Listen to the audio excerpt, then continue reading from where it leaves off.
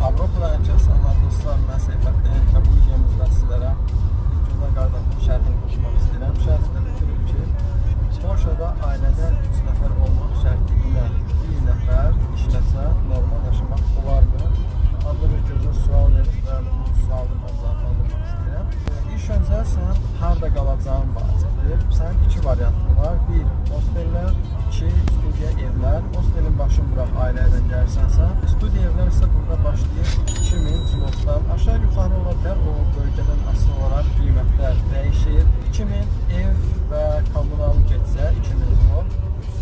Sənin maaşın olsun ortalama 5000, sənə qalır 3000. 3000 zlotla da yəni 3 nəfərə mənim fikrimcə və hesabımca dolanmaq olar. Yeməkdir, ondan sonra müəyyən orada ehtiyaclardır. Müəyyən aylarda çətinlik çəkə bilərsən, amma ümumən bir miqdar çətin də olsa dolana bilərsən.